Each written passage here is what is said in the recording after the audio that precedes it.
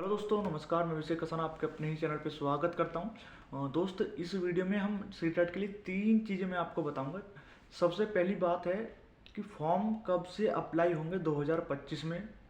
दूसरी चीज़ें हैं कि जो फॉर्म अप्लाई होने के बाद फिर हमारी जो बचता है वो बचती तैयारी।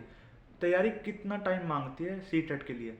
अगर आप पहली बार सीटेट देने जा रहे हैं और वो आप टाइम मांगना चाह रहे हैं कि कितना टाइम है, तो उसके लिए आपको कितना टाइम सफिशिएंट है। आपको मात्र अधिकतम से अधिकतम बता रहा हूँ, कम से कम नहीं बता रहा मैं दोस्त, इस बात को ध्यान से सुनना। अधिकतम से अधिकतम 3 महीने सफिशिएंट होता है तैयारी करने को। आप 1 महीने में कर लो पूरा सिलेबस कंप्लीट, बाकी 2 महीने में आप रिवीजन।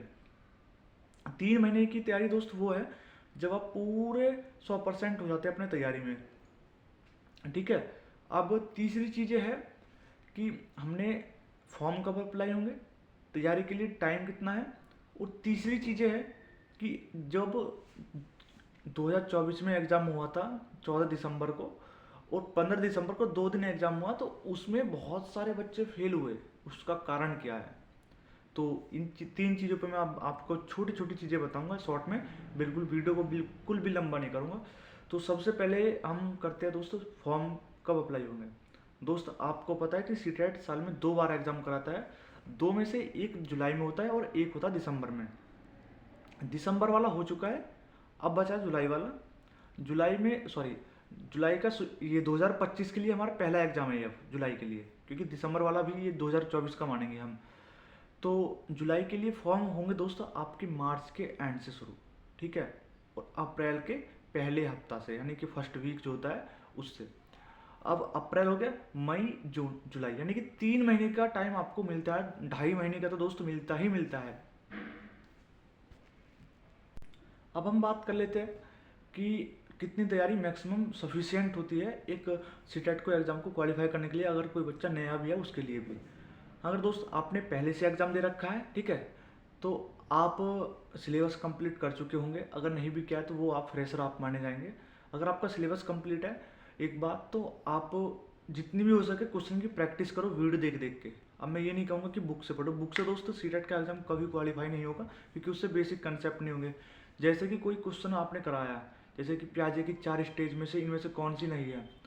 अब जो प्याजे की आपको स्टेज याद नहीं है, तो फिर आप दोस्त उसके नोट्स बनाते चलो शॉर्ट कि प्याजे की कौन कौन सी स्टेज है, 4 जो मुझे नहीं पता थी। इस तरीके से आप, अगर आपका सिलेबस कंप्लीट है तो फिर ये चीज़ें करो आप बहुत बेनिफिट मिलेगा इससे। अब इससे अलग जो बच्चा फ्रेशर है उसके लिए दोस्तों, सबसे पहले आपको किसी भी कोचिंग में जाने की ज़रूरत नहीं है, कहीं और किसी का भी पेड बैच लेने की ज़रूरत नहीं है। आपको सब चीज़ें यूट्यूब पर फ्री मिलती है। जैसे कि आप प्लेलिस्ट है, 3-4 प्लेलिस्ट होती है, आप उनको कंप्लीट कर लो हर सब्जेक्ट की। प्लेलिस्ट बनी हुई है अपने अपने टीचर की। जैसे कि मैं बात करूँ हिमांशी मैम और सचिन सर, दोनों की प्लेलिस्ट है। सचिन सर की दोस्त पूरे एक एक चैप्टर वाइज नहीं है, ठीक है, लेकिन हिमांशी मैम की है प्लेलिस्ट। आप वहाँ सर्च करके देख सकते हो जो जो बच्चा पढ़ा है इन प्लेलिस्ट से, तो वो बच्चा यस लिख देना, अपनी हाजिरी लगा देना, ताकि और बच्चों को पता चल जाए कि मैं सच बता रहा हूँ या झूठ बोल रहा हूँ। ठीक है, ये चीज़ें बहुत मायने रखती है।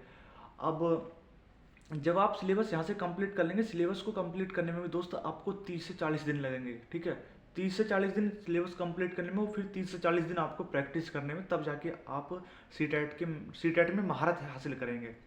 ठीक है, ये चीज़ें है। 2 चीज़ें मैंने आपको बता दी है। तीसरी चीज़ दोस्त बहुत ही इंपॉर्टेंट है। 14-15 दिसंबर में जो एग्ज़ाम हुआ था 2024 में, उसमें बहुत सारे बच्चे फेल का कारण दोस्त, फेल के भी 2 कारण होते हैं दोस्त। या तो आपने पढ़ाई नहीं की, बहुत सारे बच्चे ये पेपर हार्ड आया और पढ़ाई हम उस लेवल की नहीं कर पाए।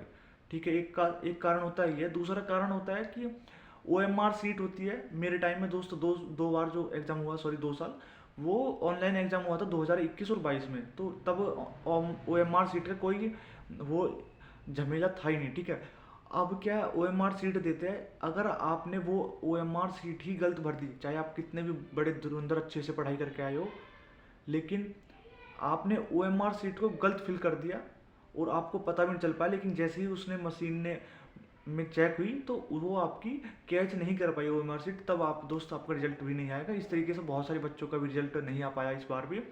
तो वो गलती अपनी होती है, बेशक आपने पढ़ाई बहुत अच्छे से की है। तो ये चीज़ें दोस्त, 3 चीज़ें बात का ध्यान रखना है दोस्तों, आखिर तक रखना है सीटेट के रिजल्ट तक, जब तक रिजल्ट नहीं आता है, क्योंकि रिजल्ट भी मायने रखता है क्योंकि आंसर की और रिजल्ट उसी का आएगा जिसने OMR शीट को अच्छे से फिल किया है। तो दोस्तों 3 चीज़ें।